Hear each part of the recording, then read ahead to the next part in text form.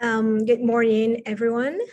And thank you for coming here to our panel in the morning from 8 a.m., right? And we're happy to be here. Our panel is Voices in Literature and Law, Adultery and Incestuous Affairs in Modern Japanese Literature. And we have 3 speakers and 1 discussant. And to save our time, please refer to the abstract of our panel for the whole panel. For the whole panel, and let's start our papers. The first speaker is Raj Lakisen from Doshisha University in Kyoto, and she's going to talk about the rediscovery of adultery as a neta, stumbling between natural and criminal laws in Meiji literature. So the floor is yours. Thank you very much, Professor Hirashi Moriko. I will start. Can I see them a little bit so that, yeah, just give me a second. Do you want to see? Oh, it's okay. Yeah. I hope you can see me. Thank you very much for coming to our panel. I know this is quite a morning there, and I hope we will not disappoint you. I hope you can hear my voice. Let me start with this. I am the first presenter, and I will be talking about Meiji literature and adultery. So let's start with I will explain the first, no, let's start the paper actually. Thank you very much. Adultery as neta, or material of theme in the pre-modern literature, beginning from the works of Chikamatsu Monzaemon and Ihara Saikaku, was used as a narrative tool and theater experience to entice the spectators of various social background.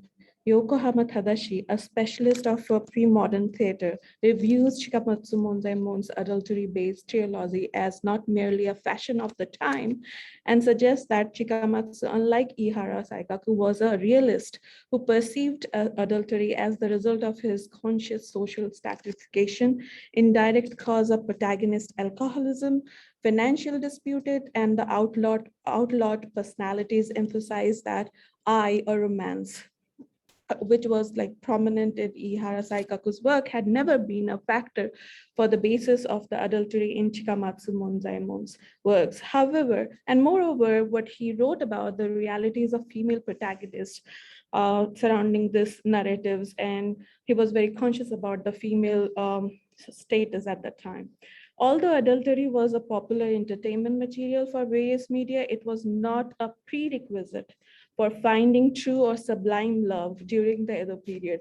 Nevertheless, the Meiji literati discovered adultery theme in late 19th century literature, especially by Shizen Shugi writers inspired by Zola's experimental literature, impregnated with ideas of genetics, environmental determination.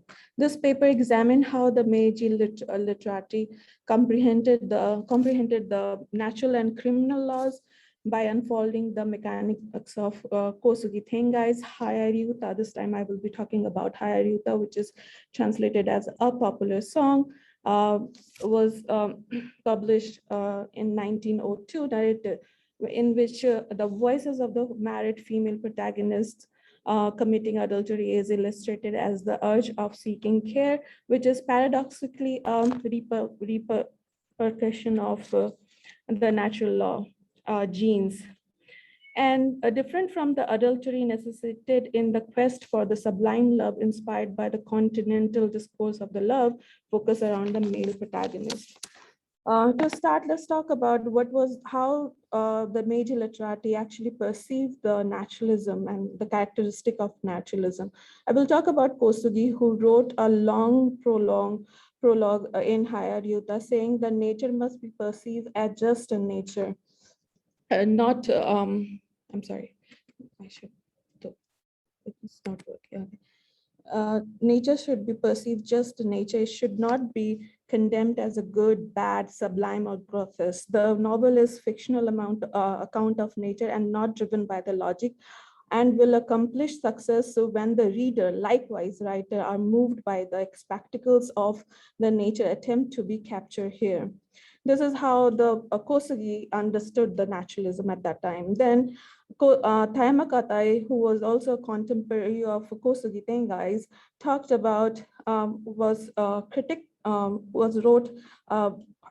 lengthy amount of characteristic of Kosagi Tengai's naturalism, where he says Kosagi's naturalism is distinctive and dissimilar from the Zola and other continental writers. Zola's naturalism is about precise creation of what the writer has perceived from nature. However, the Kosagi's naturalism involves depicting or creating characters more realistically. While Meiji literati had been, they rejected the influence of the Zola and other continental writers, there is no doubt that besides the style of depiction, they exploited the ideas of the hereditary genes and environment. Timothy in Struggling Upward and many other authors mentioned that Tengai's Hatsu Sugata is modeled after Zola's Nana and so on and so forth, where the protagonists are very much innate the sexual access of the heroines and consequently of her decline to the degeneracy in a narrative of cause and effect. The introduction of Hayari Yuta starts with the extensive contextual description of two generations of women belonging to a renovant house of branch houses. There was a branch house and a head family houses, but the protagonists were from the branch houses who kept the young men as a protege and were famous for their erotic and eccentric practices. It is easy to guess that the protagonist of the story, Yukie, a third generation and the elder daughter of the wealthy Enjoji's branch house and branch household and married to an adopted husband who is a famous painter, inherited the same genes of erotic practices from the earlier generation of women especially. When Yuki learned about her husband, Tsuneo's intimate relationship with the geisha through the gossip in a picture and a newspaper, she got filled with the rage and cut down the Tsuneo's painting of geisha into pieces, which sparkled the hostility into their relationship as a result. UK left her home and stayed in the main house of Enjoji's. However, when the house head asked her to return, she demanded the main house head to invite the meikake or mistresses of her husband to live with the family. Both the house head and her younger sister discarded her idea as outrageous while the Tsuneo was contemplating divorce. Meanwhile, the Tsutomu, a doctor from the city, came to stay in the main house where the UK and the doctor exchanged glances from the distance, hardly spending time and speaking word in the entire novel. The Takeo, the younger sister of the protagonist UK, is a jogakse, a schoolgirl depicted as reading and translating the Bible and doing embroideries. And she plays the role of a moral conductor imposed on her sister, primarily siding with her brother-in-law. Kosagi cleverly used the sister Takeo as an agent of fighting between UK and Tsuneo. For example, when the Takeo fell ill with the stress and UK acts and demands against the Tsuneo's extramarital affair, UK returned from the main house to her home to take care of her sister, and she gave her the sister Tsuneo's best room for better care. After that, when the Tsuneo returns home and see his room occupied by Takeo, he becomes furious and demanded his room and space, which left UK stunned by his selfish and childish behavior. Additionally, the text narrative comments on Takeo's ideologies as being based on a good wife, driven not from her reasoning, but the influence of one of the popular teachers from her girls' school. Even in the illness, Takeo refused to examine by the young doctor Tsutomu visiting from Tokyo, anticipating that her sister Yukio will get attracted to him. Here, the reader senses that the sister's fear is although unreasonable and an act of worrying encompassing her elder sister UK potentially hidden natural behavior like to have been passed on through the genes and heredity of their mother and grandmother. They were manipulative and hesitant and about the sexual advances which led men to their doom from a very young age. Kosugi's remark of the Zola's work and the surface level understanding of continental naturalism has been questioned by researchers from time to time. Hayashi Shinzo compared Kosugi's contemporaries Nagai Kafu and Oguri Fuyo underlined that these writers published writing in 1902, the same time this novel got published, were influenced by the Zora and adapted the scientific theories. Compared to Oguri and Kosugi, Nagai Kafu had a modern education and was a student of Chinese classical, whereas the Oguri had almost no primary education. Furthermore, Hayashi stated that the Naga used many references of the physical body features and any other features from the school textbook to explain the human physical urge in the text of Jigoku no Hana. In Hayariuta, Kosugi explains regarding the hereditary and genes, avoid of the references to the textbook and schools, instead linked to the popular reception of hereditary explaining and physical changes was similar to an article published in Yomiuri Shimbun about experiment related to hereditary characteristic conduct in England at that time. The article of the May 13th, 1888 novel, the novel theory of hereditary explained that the lawyer's child should be not brilliant, would be brilliant, more brilliant, owing to the lawyer's genes, and similarly, the priest's child will be timid and so on. It's quite a gossip level understanding of hereditary. Kosugi attempted to establish the hereditary reasoning behind the adulterous act of the protagonist Yuki through 20 pages long opening by conducting scenes like the rickshaw puller gossiping about the family's lewdness running in the bloodline, naming Yuki's grandmother for provoking men to their madness and keeping 3 men, and so on and so forth. For depiction, the behavior of the troubled bloodline, Kosugi depicted a gossip scene where the rickshaw puller is giving a detailed account of how UK's family behaviors are inherited for many generations, not limiting to just only men, but extended to the behavior to keeping a dozen of horses, countless number of dogs and cats, and rickshaw puller customer replying that those dogs and cat also inherited the same lewd bloodline and gave birth of the countless puppies and kitten. Likewise, the physical changes in Hayariuta as alcoholism led to UK's unsensible act of cutting her husband painting apart. The abnormal temperature of the greenhouse where the climax scene of the story take place contribute to UK's adultery.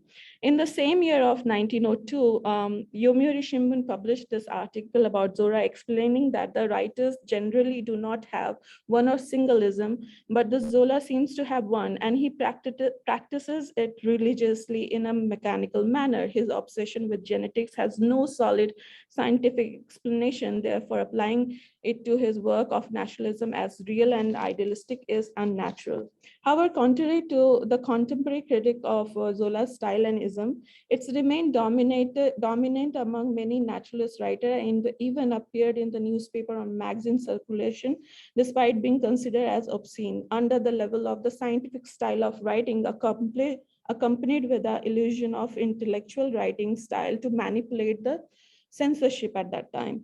Besides naturalism and hereditary theme, Hayariuta poses a many important question, which is a fundamental rights and voices and agency of a female character, and often which is neglected by many other researchers.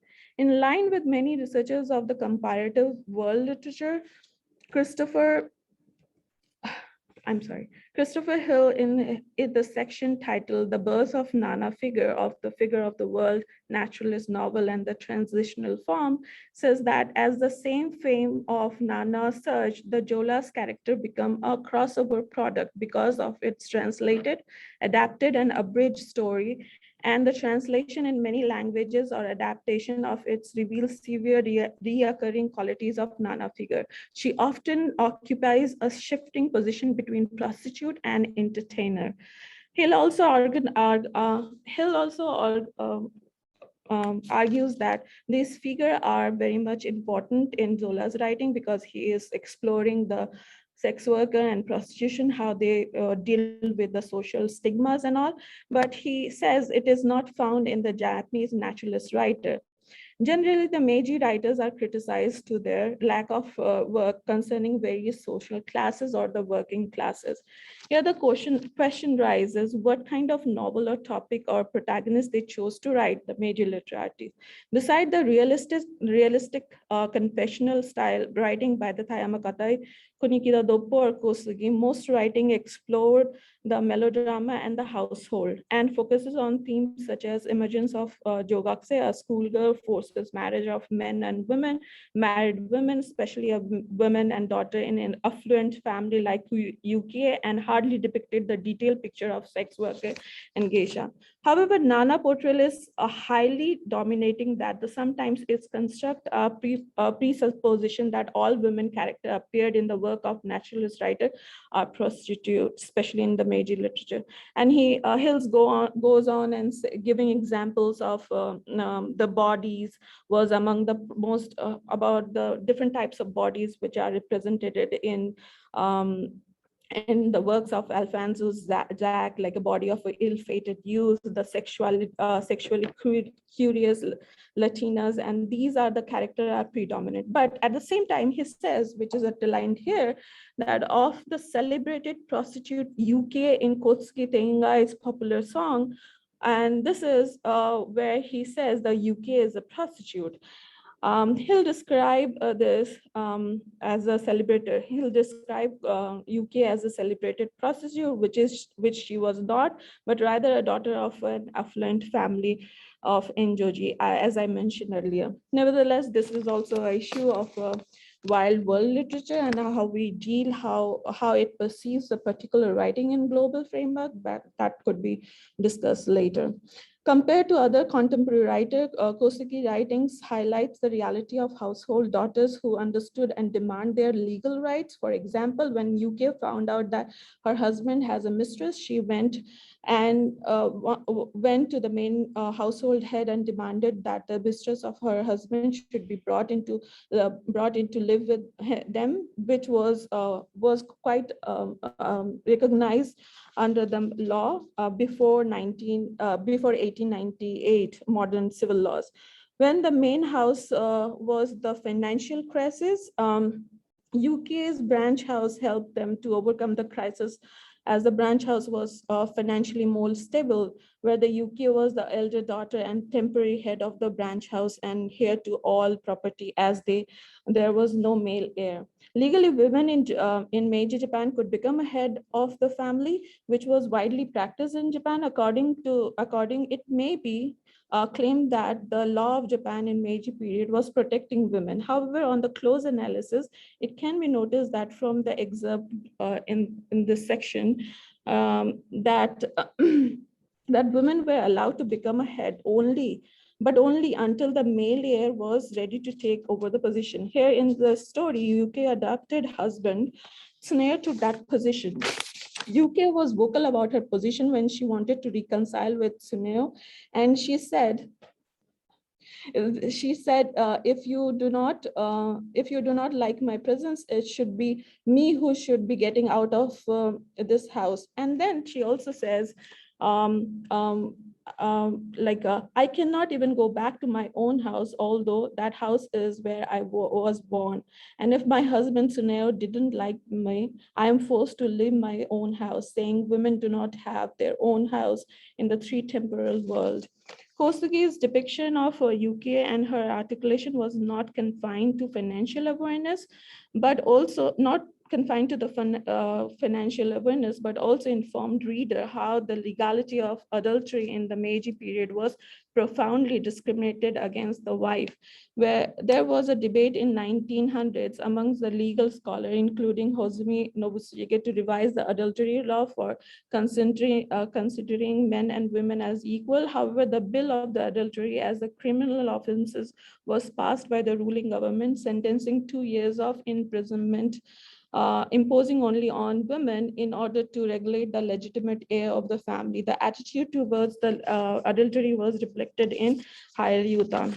These are the evidences where it can says that there are many cases based on the wife's adultery, many cases of divorce filed by the wife adultery, but there is no provision for filing a divorce based on the husband adultery. So this is very important factor and data here. The novel Hayariuta ends with a popular song which says, sizzling in the greenhouse, slashing the sashes, mad evil flowers, spreading the seeds. After the husband left, the UK spent time in the steaming greenhouse with Stomo, a young doctor from Tokyo, who also left the Tokyo, implying UK being pregnant. It is implied here the word greenhouse has scientific explanation for the increase in temperature associated with the sexual conduct, causing adultery in an abrupt manner where the romantic relationship of UK with the doctor was not mentioned at all. Even now, the popular song is mainly introduced to the readers as UK's adultery story, neglecting other aspect how the Kosugi depicts Neo's passion for his mistress or geisha, which could be read as seek of true love, as he was adopted to UK's family could indicate his inferiority established by the marrying UK.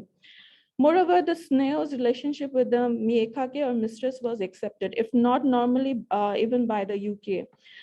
Therefore, she demanded that the mistress should be living with them. Before the abolition of the concubine system in Meiji, Japan in 1881, concubine-related rights were recognized and practiced widely. And that was not considered bigamy to have a relationship with the mistress. Hence, the relationship with the mistress was continued and on the papers. However, the relationship with the mistress was increasingly perceived by the Meiji literati as the pursuit of sublime love, not adultery. On the other hand, Kosugi failed to represent the detailed account of women adultery, and they ended the popular song with the suggestion of physical relationship and relied too much on the Zola's hereditary explanation that the UK's lewdness was passed from her femme fatale mother and grandmother. Although the narration expressed a dichotomy of men's quest for the true sublime love, while the women only seek the physical need and merely for care. It clearly shows the prejudice nature of adultery law and its reception in the text, which enunciates the realistic family structure and various voices of women, especially those who are in the position of passing their property rights to the husband and adopted son of the family. Thank you very much for listening. Thank you, Raj, for your presentation. And now we'll go to the second presenter. It's me, and I'm going to examine modern fluctuation in notion of adultery in Japan around 1910. So I'm going, and now it's, I can't share my screen again. I don't know why, but it's always the option, advanced option is coming again. Okay, so I would recommend leaving again and then rejoining if that's all right. so maybe I should, okay, please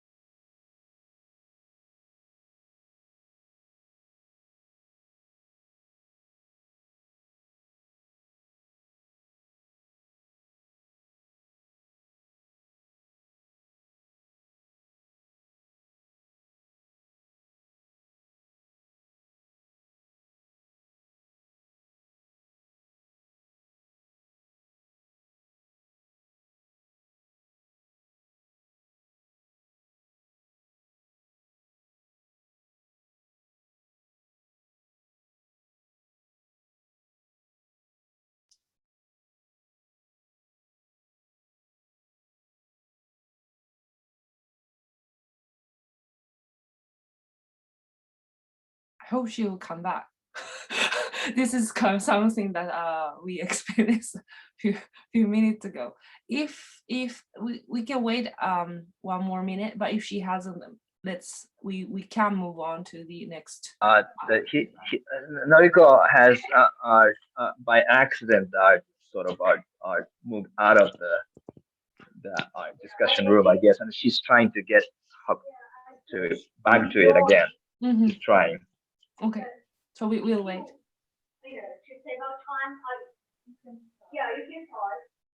Listen, Noriko has been experienced a technical difficulty going back to the panel.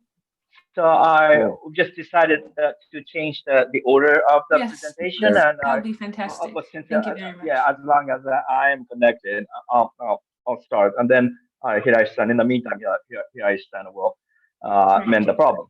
So, yeah. Great, thanks. My name is, you can hear me, right? My name is Takayuki Murakami, and today I'm going to talk about the incest taboo in Meiji literary discourse, especially the famous case of Shimazaki Toson's affair with the Nisa, which he described in Vita Nova.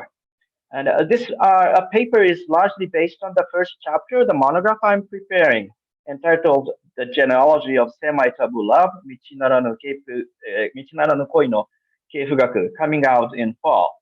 So I beseech you to take a look at it for more detailed info and persistent analysis. So today I'm going to just be sort of summarizing the argument of one of the chapters of the book.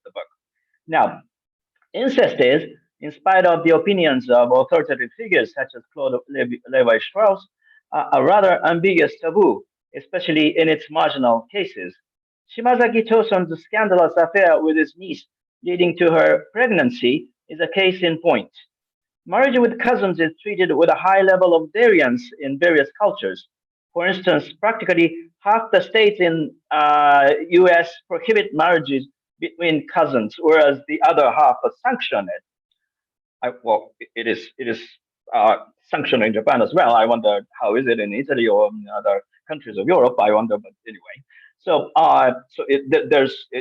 there's a major level of ambiguity here concerning the marriage between cousins. Now, today, marriage with an uncle or an aunt is more or less universally forbidden in most societies. Unexpectedly, though, a Japanese pre-war civic code had no injunction against the marriages between close relatives, let alone against the physical relationships, which were considered personal matters. The Japanese civil codes were drafted by Yatsuka Hozumi in cooperation with the French jurist Jean Boissonade, and was eventually, after many ups and downs and irregularities, all these things, but after all, it was enforced in 1898. And following Boissonnade's opinion, Hozumi gave up the idea of the inclusion of related regulations related to the incest, the marriages among cousins, marriages between uncle and niece, and all these things. He decided not to include the regulation against it in the Japanese modern civic code. So there's no regulations in the Japanese pre-war civic codes against incest, as a matter of fact. And in an article that later appeared in the legal journal, Hozumi responded to a criticism that a marriage between cousins has to be interdicted in the new civil code. He didn't do that. Hozumi didn't do that, and he was criticized. And Hozumi defended himself, insisting that such a conjugal union between cousins had been a common practice in Japan. This debate further attests to the ambiguity of prohibition of marriage between cousins and of incest itself. I mean, there were various different ideas. Shimazaki Toson, starting his career as a poet with a successful collection of poems, Wakanashu, the collection of young herbs, 1897, had suspended his literary activity and retired to a rural town of Komoro as a teacher in English. He had an ambition for a comeback as a novelist, though, the goal which he achieved with his debut novel, The Broken Commandment, 1906, at the expense of major sacrifice on the part of his family. 3 daughters died in succession, obviously from malnutrition because Shimazaki devoted all his time and energy to the writing of the novel and neglected the economy of the family. With the broken commandment, Shimazaki established himself as a leading novelist, but his family tragedy did not end with the death of his daughters. In 1910, his wife died as well, shortly after delivering a baby girl. To assist him in parental duties, Shimazaki, after having lost three daughters, still had four children. He was very productive. To assist him in parental duties, the daughter of his elder brother moved to Tokyo and took care of the household. Living together, Toson and Komako, that's the name of the niece, the daughter of Toson's brother, Toson and Komako became more and more intimate and soon were having sex, eventually leading to Komako's pregnancy in 1912.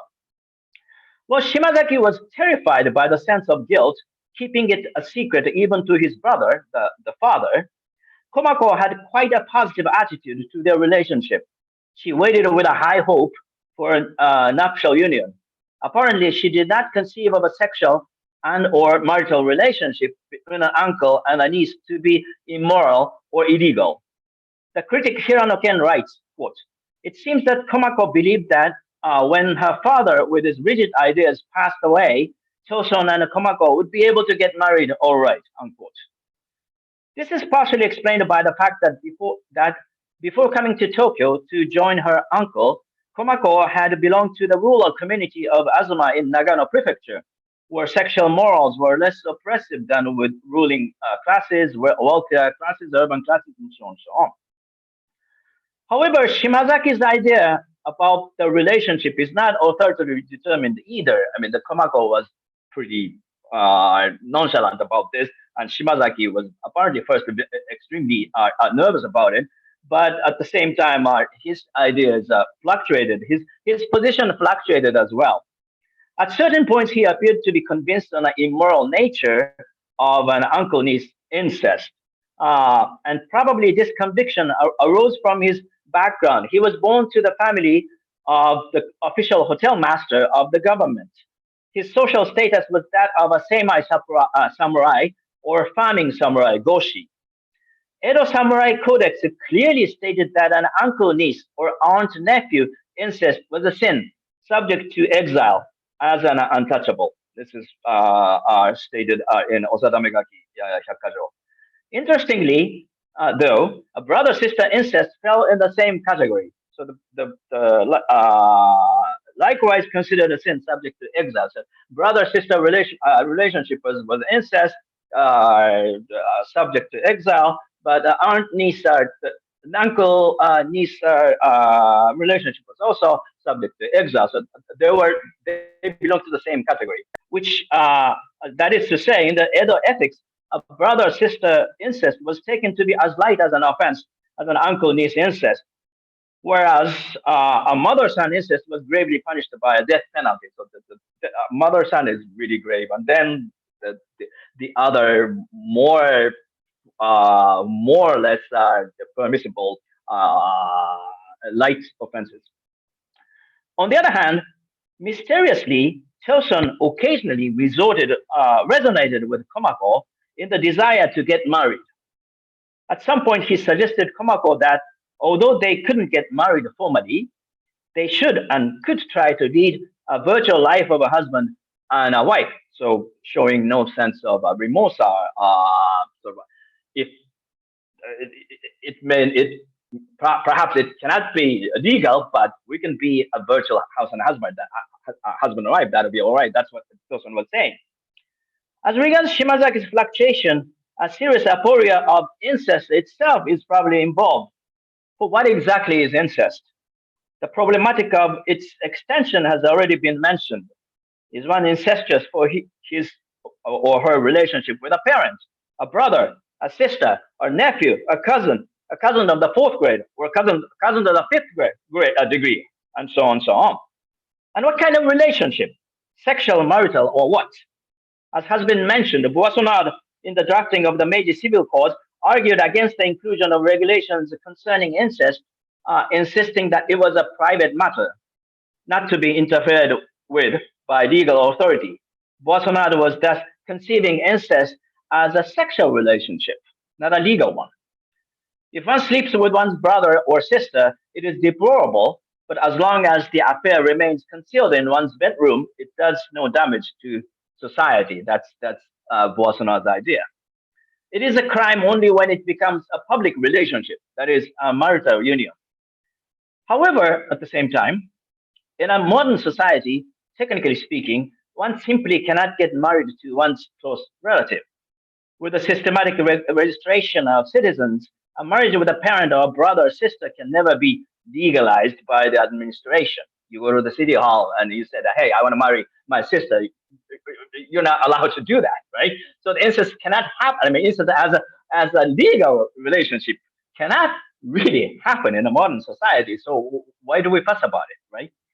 So then incest is untenable. It simply cannot happen. The complex and ambiguous relationship between sex and marriage is, of course, part of this aporia. Are we talking about sex? Or are we talking about marriage? So that's right. We really don't know, and that's the part of the reason for the ambiguity of incest taboo. Now, thus Shimazaki too, in real life, remained an ambiguous figure vis-a-vis this incestuous relationship. It was scandalous, but scandalous needs disclosing. In the case of Shimazaki, as a matter of fact, though, it was he himself, as a naturalist writer, who revealed the affair to the public in detail. He was part censored and part uploaded after the disclosing of the scandal. Akutagawa Ryunosuke declared that Shimazaki was a disgusting hypocrite. Nevertheless, Vita Nova was generally received as a masterpiece, demonstrated utmost sincerity on the part of the writer, and Shimazaki retained his social position. For instance, he served as president of the Japan Pen Club for a long time after the case, and as a prize, he went to Brazil with his last wife. Ironically, however, before Vita Nova, that is, before the scandal was disclosed, Shimazaki needed an escape from scandal and censure for a considerable amount of time. In 1913, he left Japan for Paris to put an end to his troublesome relationship with Komako. It was obviously a process of ablution, misogi, he needed to cleanse himself of the guilt. He returned home in 3 years, and in 1918, he published Vita Nova. Now he obtained a new life completely. The trajectory of the life of Komako cuts a clear contrast. As has been mentioned, she held sincere desire to get married to Shimazaki and retained her affection for the uncle for a long, long time. Therefore, she did not reject Shimazaki when he returned from Paris and could not help making a pass to her, resuming their relationship and making completely futile his refuge to France to be cleansed of his guilt and scandal. Shimazaki left. Shimazaki fled to Paris, to get rid of a scandal. He comes back and he starts doing it again. Oh my God, what a childish behavior. But anyway, now Komako had to take refuge from Japan, just like Choson. But unlike Choson, who escaped to the then cultural capital of the world, enjoying visits to museums and opera houses, associating with artists, musicians, and so on, poets, Komako had to flee to Taiwan, the colony of the Japanese Empire, to lead quite a hard life. After having spent a few years in Taiwan, she returned to Japan. She then met a student of Kyoto University with a leftist bent. He became fond of her, the student, and started to court her. They eventually got married and had a baby. This was supposed to put an end to the hopeless relationship with her uncle, but Komako remained loyal to Choson at heart. After the repeated arrest of the husband, the ex-student, they broke up, having caused no change to the feeling towards Choson on the part of Komako. Subsequently, Komako started her own business, which was unsuccessful. Later in 1937, for dire poverty and damaged health, she was confined to an asylum. In comparing these two narratives, that is the Vita Nova and the story of Komako, which we learn from scant writings on her by critics and Komako herself, we don't know much about Komako. We know Vita Nova. One finds a striking difference comparing Vita Nova, comparing Choson's story and Komako's story, arising from sexist and colonial realities in the first few decades of the 20th century. And it is significant that this difference created a mad woman, not in the attic, but in asylums, as with Komako. Interestingly, in my monograph, this is the first chapter of my monograph, but in the other chapters, that relates several other ambiguously taboo relationships in Meiji, I have found a couple of women who suffered a similar destiny in lunatic asylums. Hatsuko, a wife of the Baron Kuki, and a lover of Okakura Tenshin, for instance, is the case in point.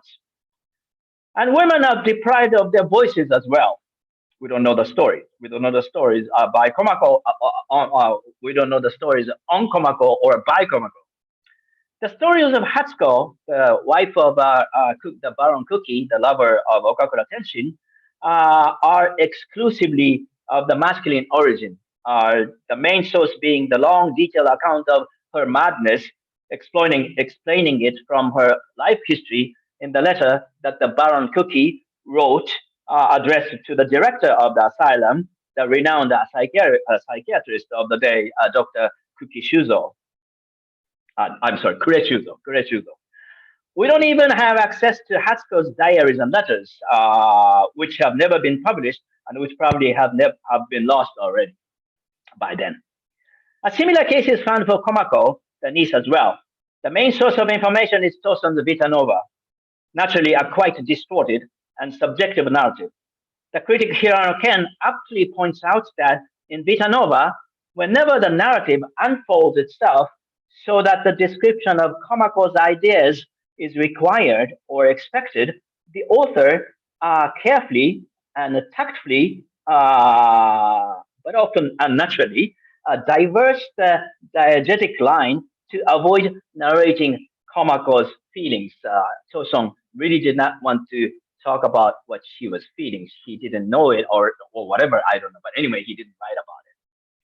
Komako's only published narrative is 2 articles that appeared in Chuo Koron entitled A Tragic Autobiography. In it, she proudly declared that there was nothing wrong with her relationship with the uncle and that her love was true and sincere, giving no sense of ambiguity. Compared to the social status and success of the uncle, in spite of the scandal, or actually one can even say precisely because of the scandal, because Toson became even more authoritative after publishing Vita Nova.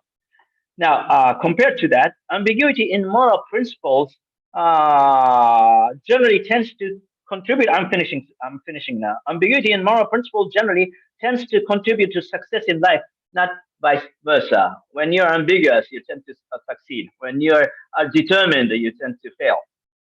Ironically, somewhat contradictory to the teachings of deconstruction, a determination in an ideology, in this case a sexual and marital moral, in the modern time apparently tends to lead to a failure in life and society. Thank you very much. That's it. There you go. Are you ready now? Are you back? Good.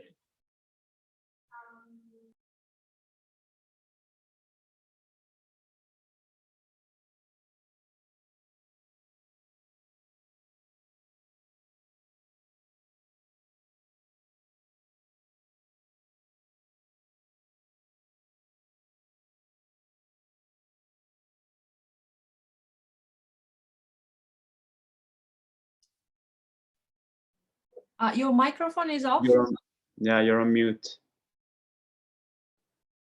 Is it okay? Can you hear me? Yes, I can hear you. Yes. I'm sorry. I'm going to examine modern fluctuation in the notion of adultery in Japan around 1910, focusing on the voices of unfaithful wives as written by female writers. And I'll start. Seito, the first Japanese literary magazine created by women in 1911, was an important social and literary contribution to the emergence of feminism in the country. The members of Blue Stocking Company and the magazine called the curious mocking eyes of the society at the time, causing some scandals and leading to the magazine being banned several times. It is notable that the magazine was first banned in 1912 for a short story in the April issue, which was judged to be a work that affirms adultery. Tegami, letter, written by Araki Iku, this woman in the center, this one, is a 5-page epistolary story describing a married woman's love for her young lover. In the work, the narrator, earnestly expresses her feelings for the lover, Hideo, although they have broken up 6 months earlier. The letter ends with her inviting her lover to meet in that room, since my husband will be away from the beginning of next month. To fully grasp the context of this work and its significance to society of that period, we should examine the Japanese literary world's transgression of the bounds of decency, possibly due to the influence of Western literary canons. Western literature and its translation played a momentous role in Japanese modernization in order to clarify what alterations the notion of adultery underwent in the literature of first decades of the 20th century Japan. Let us examine first the reception of the episode of Paolo and Francesca in Dante's La Divina Commedia, the Divine Comedy, and its romantic revival in the 19th century. The first translation of Italian literature into Japanese appeared in 1884. It was a partial translation of Boccaccio's Decameron. This was eventually followed by translations of Dante. The imaginative and allegorical vision of the afterlife in the Divine Comedy is attractive not only to predominantly Christian readers, but also to Japanese readers. It was Ueda Bin and the literary group that produced the magazine Bungakukai Literary World who contributed to the reception of the comedy in Japan. The first article by Ueda Bin about Dante was a brief introduction to Dante's life with a portrait by Giotto, published in the Literary World in 1895. Moreover, in the special issue of the magazine published in May 1896, Hirata Tokuboku wrote an article, a passage of the Inferno, which centers on the episode of Paolo and Francesca. The episode of Paolo and Francesca, featured in Canto 5 of Inferno, was based on the true story from 13th century Ravenna. The Lord of Ravenna, Paolo Guido da Polenta, made his 14-year-old daughter Francesca marry the eldest son of Malatesta, the Lord of Rimini, to end the long war. While Francesca was married to the Malatesta's eldest son, Giovanni, also called Gianciotto, she fell in love with her husband's a younger brother named Paolo. When Giovanni discovered the affair in 1285, he killed both lovers. In the comedy, Francesca recalls how the act of reading a book of Lancelot of the Lake and the Guinevere was the earliest root of love between them. Like this. And in his article, Hirata Tokuboku reinterpreted and described this episode of Paolo and Francesca as this slide. Here, Hirata based his theory of pure sin on Boccaccio. Disregarding his own words, an illicit love affair is awfully corrupted. He admits it as pure, sympathizing with Francesca. Ueda Bin also followed this view of Francesca. He introduced Dante Gabriele Rossetti in the January issue of Literary World, carrying Rossetti's painting Paolo and Francesca, this one, and his translation of Francesca's Confession.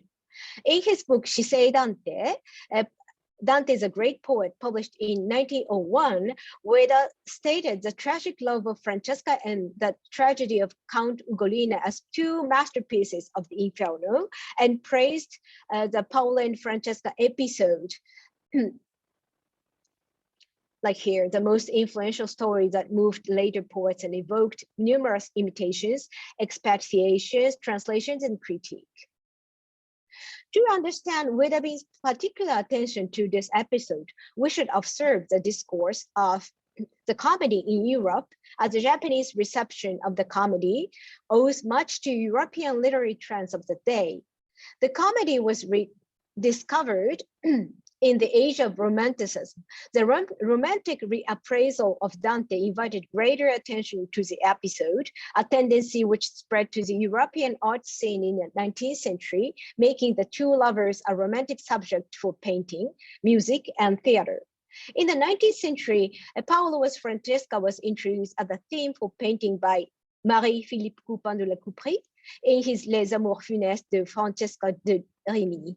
Inspired by Coupin de la Couperie, Jean-Auguste Dominique Ingres painted another, his version. Both paintings depict Paolo and Francesca about to kiss while reading the story of Lancelot and Guinevere, with Francesca's husband Giovanni preparing to kill them in the background. Interestingly enough, the Romantic movement transformed the composition of the paintings. In his work in 1854, Erich Scheffer focuses on the two lovers embracing the winds of hell, placing Dante and Virgil as observers. Dante Gabriele Rossetti divides, we saw the painting earlier, and he divides his painting into three parts. Eventually, artists became more focused only on the lovers. This suggests a shift in audience reception. The episode is no longer about adultery, but about romantic love that invalidates a marriage without love. A work that represents such reception is George Frederick Voigt's Paolo and Francesca.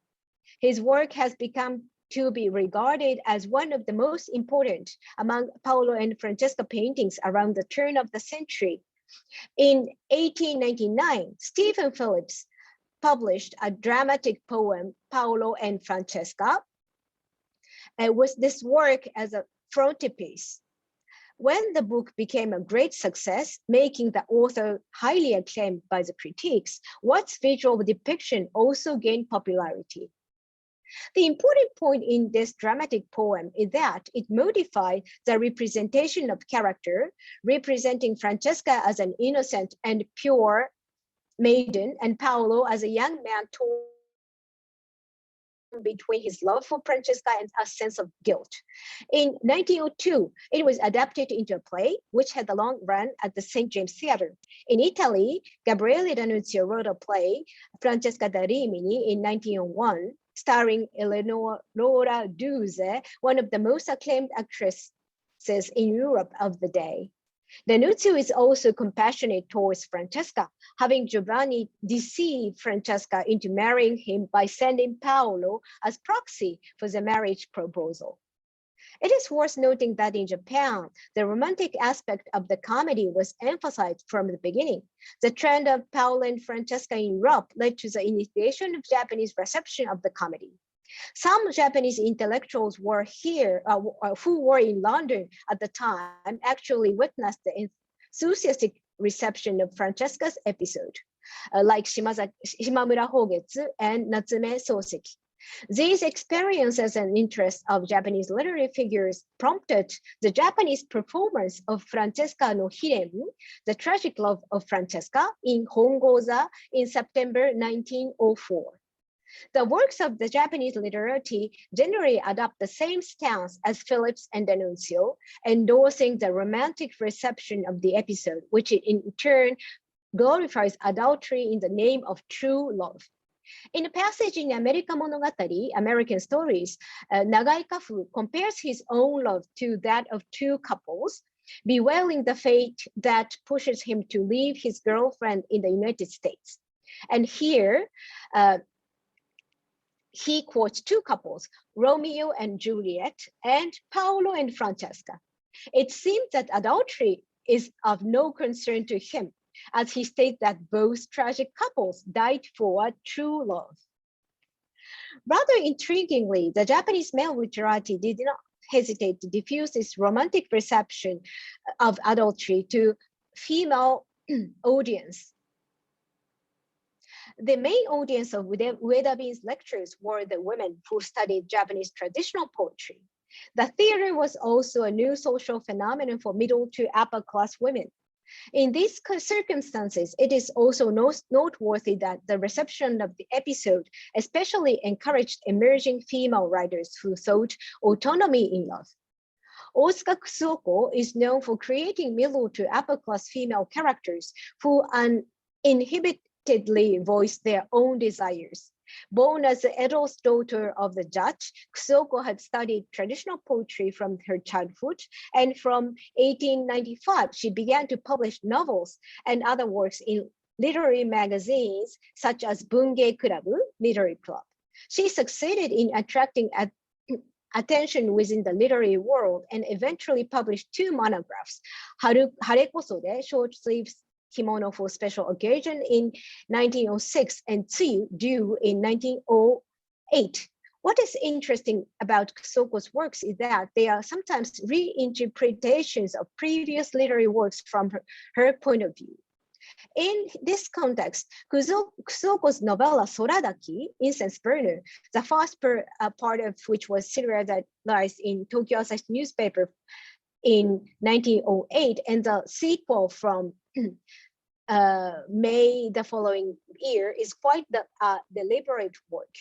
The heroine of Incense Burner is Hinae, a beautiful woman who is known to be the most talented woman of her time. To satisfy her sense of honor, she marries a member of the House of Representatives, a man over 50, as an attempt to raise her social status. Hinae's appearance in the newspapers might have been a shock to the female readers of the time, who were more accustomed to the good wives and wise mothers figure in fiction. Marriage, which has nothing to do with love, brings not only social status to the heroine, rather, Hinae actively displays her sexuality after marriage. She plans to keep her husband under her charming control. In this sense, her sexuality is an important strategy. In this way, Hinae presents the image of the new woman who is not defeated by society. What is strange about this novel, however, is that Hinae, who is supposed to play the role of dismantling the ideology of romantic love, can also be read as party of 2 romantic love. Hinae is fascinated by her stepson, Kiichi, who bears a striking resemblance to her dead fiancé. In the last episode of the first part, Hinae visits Kiichi's room when her husband is away. It is notable that Hinae refers to Paolo and Francesca by George Frederick Watts to describe her affection. He takes out a copy of the painting and asks Kiichi to explain the story. Hinae tries to confess her feeling to Kiichi through this painting, saying, the first quote here, a woman loves someone like Francesca, forgetting her husband, but she's pitiful, and so on. What is described here is Hinae's desire for true love and her readiness to commit adultery for it.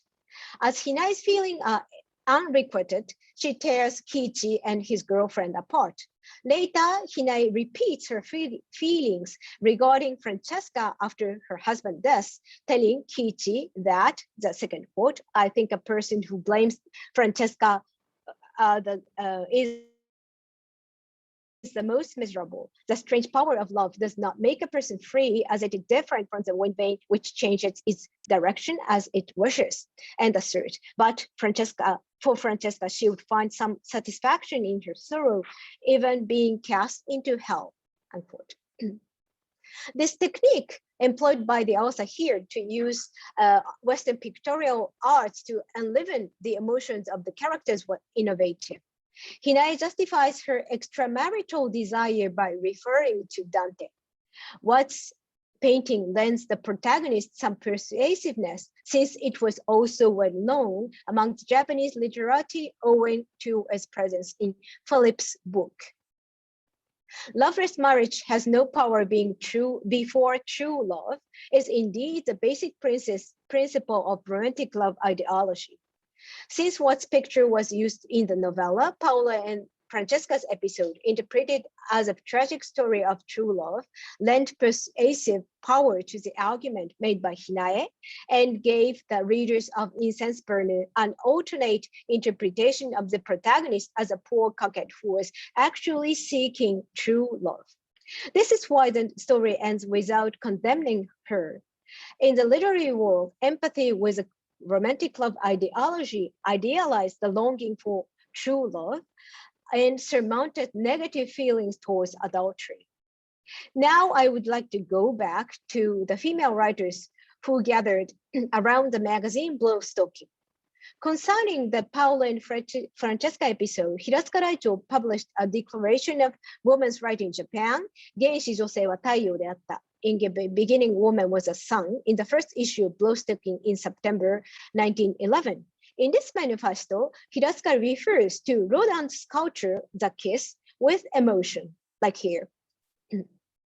Since this particular work of Rodin's is an image of Paolo and Francesca, Hiratsuka's glorification of the kiss might have meant to affirm passionate love while also implying a denial of the contemporaneous marriage system.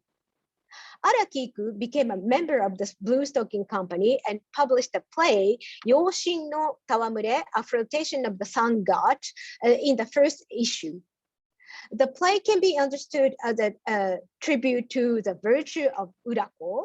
In contrast, Yoshiko does not deny her sexuality like Hinae in Incense Burner, admitting that she played with Haruo, a young student. However, after saying goodbye to Haruo and returning to the city, Yoshiko declares that she will live for herself from now on. This conclusion is also similar to that of Hinae. Not only does Urako's argument reveal that Yoshiko's running away is due to her husband's lack of sincerity, but also that Yoshiko's action could be linked to her awakening. The awakening of woman, in other words, the acquisition of subjectivity, remains an important theme in Blue Stocking. In this way, Araki addresses the issue of female sexuality from her own perspective. Letter can thus be made in the same context, be read in the same context. I, the unfaithful wife who narrates in the work, writes in the style of the woman newly educated in the Meiji period. She must know the romantic love ideology through literary magazines and translation of Western literature, likewise identifying sincerity and true love as a central questions. She does not suffer, the narrator of the story does not suffer from her husband's unfaithfulness of violence. He's always, here is the third one is a quotation. He's always smiling, giving me hair ornaments, rings, sweet things, and long kisses in the morning when I wake up, and so on. They seem to be a couple without any problem. However, I see the couple's relationship as something strange, in that is treating love like a very useful machine. The problem, she states, is that her husband has never given her his heart. She feels that her husband doesn't want to touch her heart and only needs to see her smile and pretend to be sweet, which is also created by man's fantasies.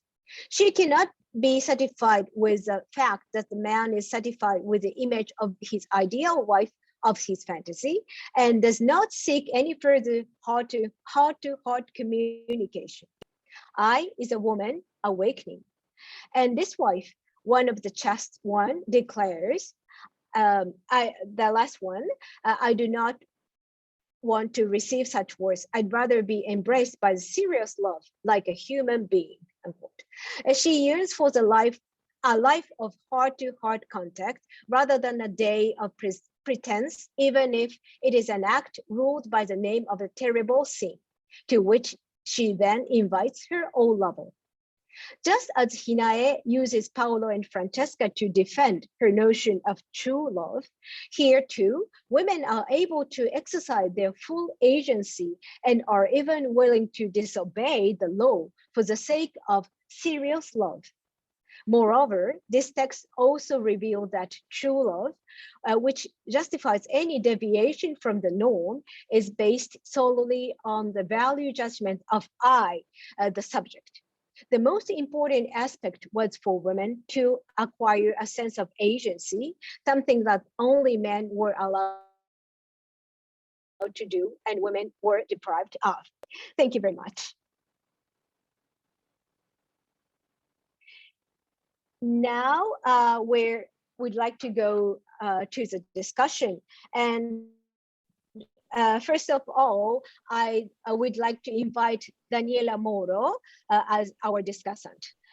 Let me introduce Daniela a bit. Daniela Moro received her master's degree from Waseda University in Tokyo and her PhD from Ca' Foscari University of Venice, with a thesis on the work of Enchi Fumiko that was later published as a monograph.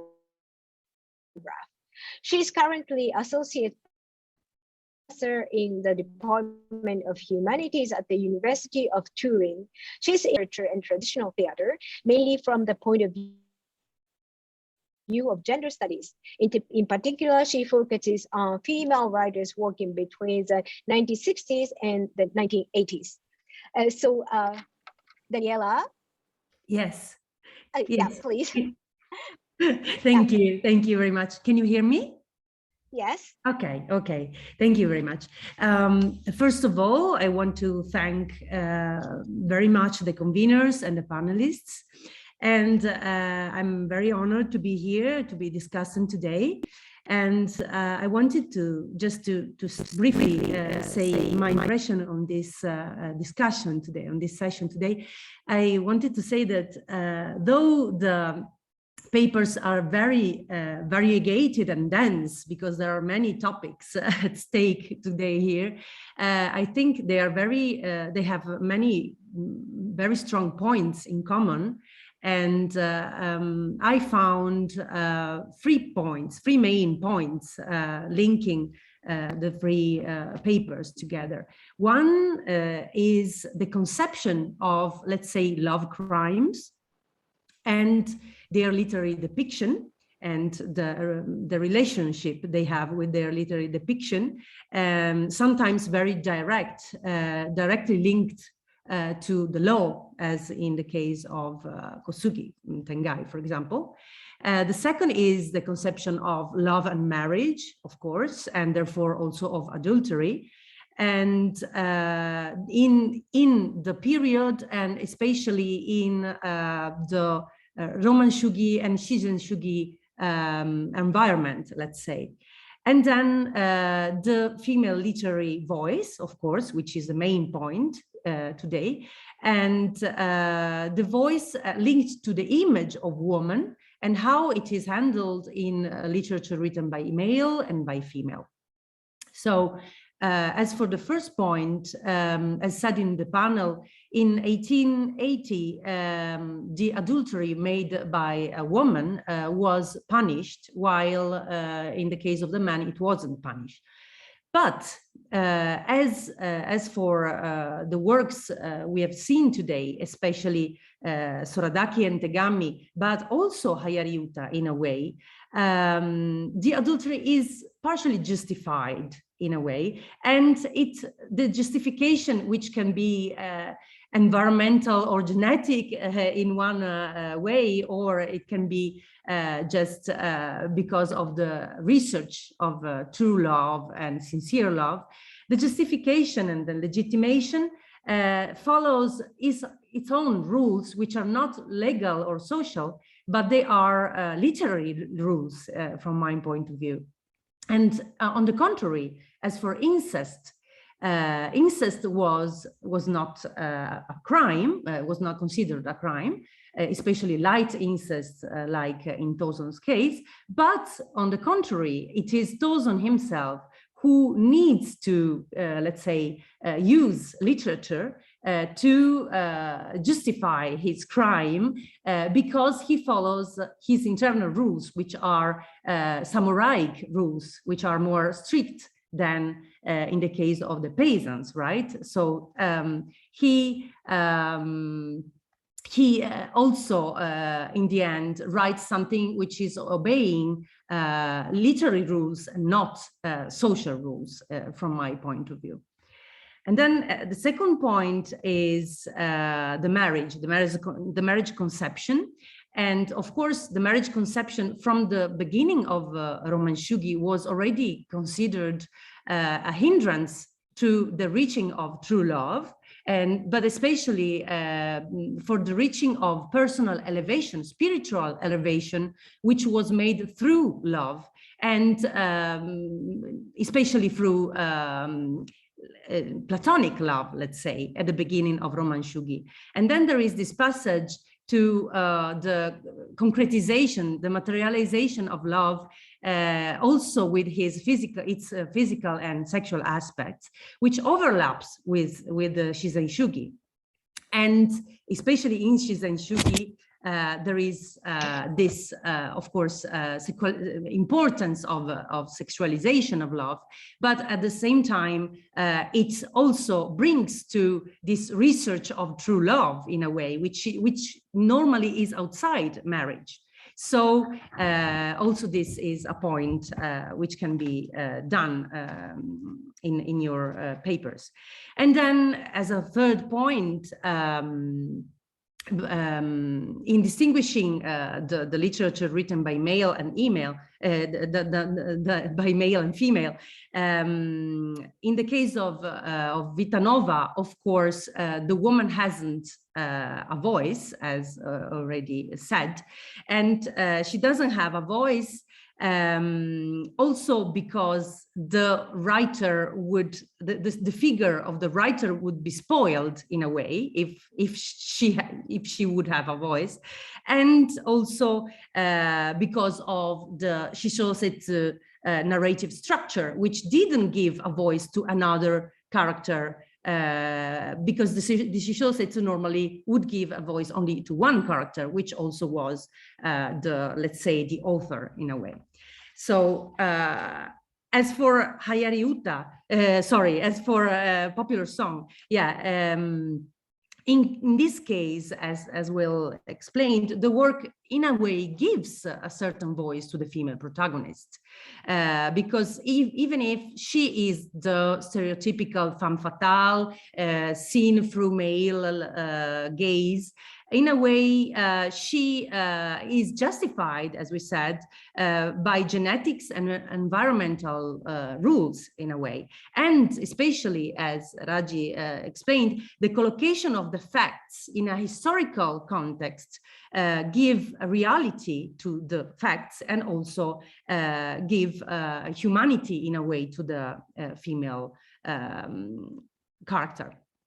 As for Soradaki, as well explained, Kusuoko in a way could partially condemn at the beginning the acts of the protagonist, as also Yukiko Tanaka says, but in the end, she ends without condemning her, because she does everything in virtue of true love. And of course, the use of Dante and Francesca is a very good technique to legitimize, let's say, what happens. And then finally, in Tegami, we have this full agency and this again the stereotype of the woman, which in the case of Soradaki was still the femme fatale, still seen from male gaze. In Tegami, it's the contrary. The male gaze would love to have an angelic woman, always smiling and kind, but superficial and not true, not real to her feelings. So here there is a deconstruction, from what I understood, of this again of this model, feminine model, and so we have finally a kind of full agency given to the woman character. So this is what I understood from your panel. I don't know if you want to say something about it, or I don't know. But thank you very much for your very inspiring panel. Yeah, thank you so much, Daniela. Do you have any comments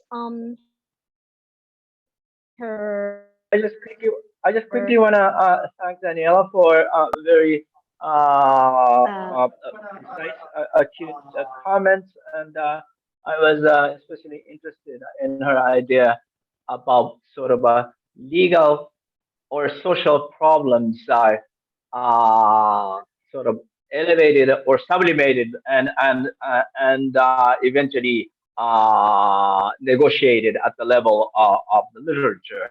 And I thought that was a great point. Thanks a lot. That's it. Thank you. How about you, Raj? Yeah, and we'd like to now. Yeah, and I really thank you, Daniela, for the accurate comments and for the whole panel. And now we have 10 minutes left, so I'd like to open the floor, open the discussion to the floor. And could you put your questions on chat, on Zoom chat, not the Hoover chat? Or if you have a brief question, you can just raise your hand. Any questions? No,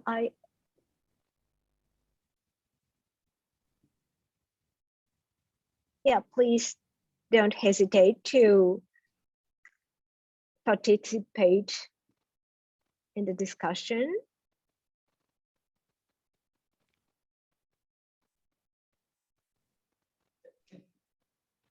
Can I say something while waiting for a question? Sorry. I was also interested in what Daniela said about the silencing of our female voices, which is a very important problem. And of course, I mean, the critics have been aware of that, but I don't think there has been a systematic analysis or a survey of the issue. And it's very important, especially with naturalistic writers. They talk about their life with lovers, wives, geisha, and so on and so on. And those women barely had a chance to talk. And I was thinking of, for instance, about Shiga Naoya. Sadako really says nothing. What we know her only through the text by Shiga Naoya, right? So somebody really should do a systematic analysis of our female voices hidden underneath the naturalistic literature. Yeah. And I was inspired by Daniel. Thanks a lot again. Once again, thanks. Thank you. You could do that.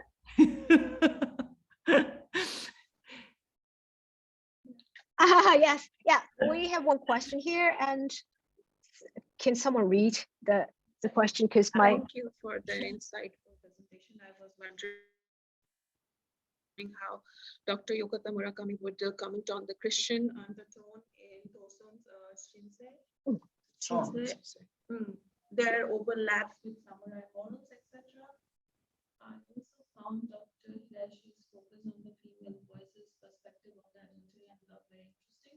Would you have anything to add about letters they being the preferred mode of expression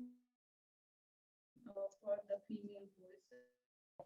I think there were two questions. One addressed to me and one addressed to her, and those two weren't necessarily related, I guess. So I'm just respond from my perspective. And as long concerning the questions to myself, I think once again the question was divided into two parts. One was the tone of the Shimaza's text, whatever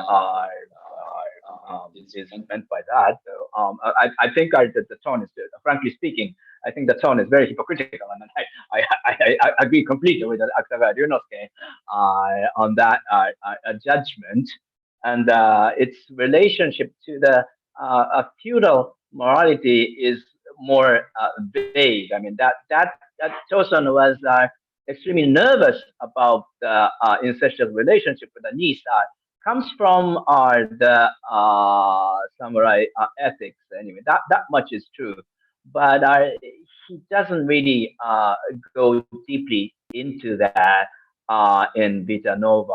He just wanna describe his feelings, sentiments as a little girl. I mean, like, oh my God, I was doing this. Oh my God, what a problem. Oh my God, she's asking this, right?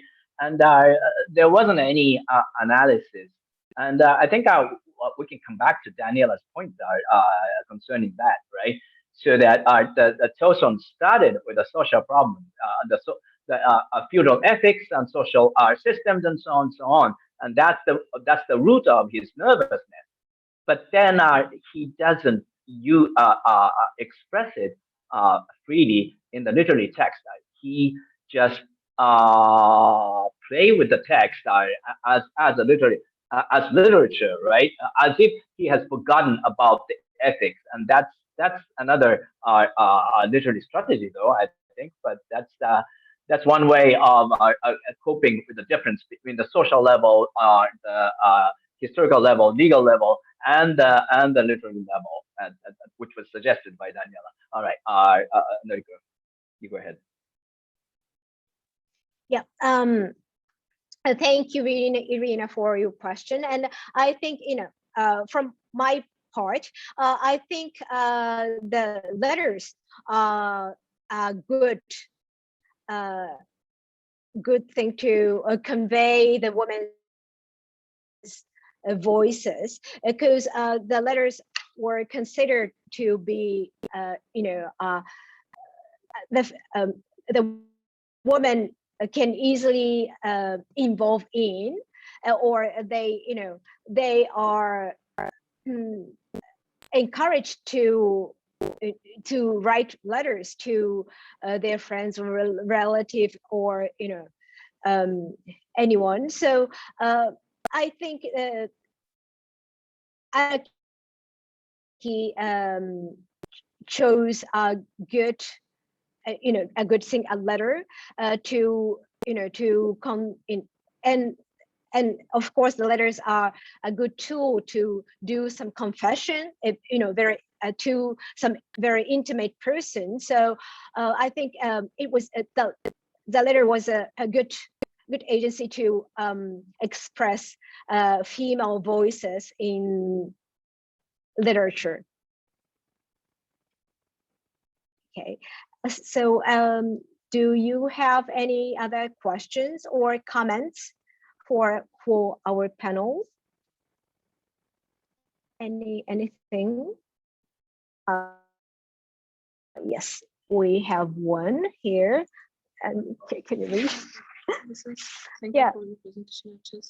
Should question: are these texts are transgressive today?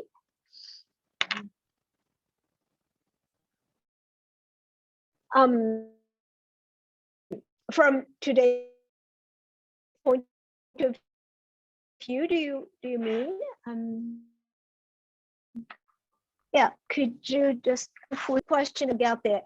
If you can, join us with your microphone. The question is, do we think these texts transgressive one from today's point of view? Yeah. So what do you think? What is your opinions? Yeah, Raj. I think it's very related still now, and how it is related in the format microphone of is off. Monogatari style, when Your microphone is off. Somehow my Unmute your. Can you hear me? Can you hear me? Yes, better, much better. Thank you. Hello. Hello. Can you hear me? Yeah, I can hear you. Yeah. I think it's very much connected right now, because when the Meiji laws and conducts were imposed, that effect is still we have in the modern era, such as, for example, if you have a monogatari style of stories, which is based on the Edo ethics and which are based on Edo period or the Meiji period, these stories are retold every time, and it is adapted to the certain present social values and social circumstances. So I think in a way, sometimes women are like women voices are there, but it is sometimes it's a very contaminated agency. Now the laws has been changed, but this kind of practice is still there, and the literature is also producing that kind of a moral or social behavior through the literary formats, I guess. So I think it's related, and in a very interesting way, I think. What do you think? I just thought, I'm not responding to Raji, but I'm just start, I'm just start a talk for my, say something for myself, meaning that I'm gonna answer the question as to whether Vita Nova as a text was transgressive or not. Is it still transgressive? But my answer is that it was never transgressive, even when it was published. His relationship with the niece was sort of a scandal, but the text wasn't a scandal at all. People read it, people uploaded it, except for very few people who thought that it was disgusting. And that are precisely that shows that the people, Meiji people, Meiji readership of the time didn't think that there was the niece, uncle niece incest was the problem. They thought, oh, hey, what that happens a lot, right? Something like that. And so it was, Toson sort of presented it as a scandal. I think more or less. I mean, he was terrified, as a matter of fact, but he was at the same time he was consciously or unconsciously presenting it as a scandal, a disclosure of a scandal, I think. And he was probably, he didn't really think that it was a scandal, and our readers didn't think it was a scandal either. And actually, I didn't respond to the question of Irina property. I couldn't read the question here. I didn't know how to open it. And she was asking about the Christian undertone. And it's kind of related, I guess. The Christianity in later life for Toson really didn't mean anything. That's my idea. And so Toson, when writing Vita Nova, really wasn't thinking about Christianity or Christian ethics against incest. A similar thing happened to Shigenaga. Shigenaga was an ardent believer of Uchimura Kanzo's theories. He listened to him, and then he was terrified when Uchimura Kanzo said that the adultery is the utmost sin, and if you do that, you're damned. That's the end of the story.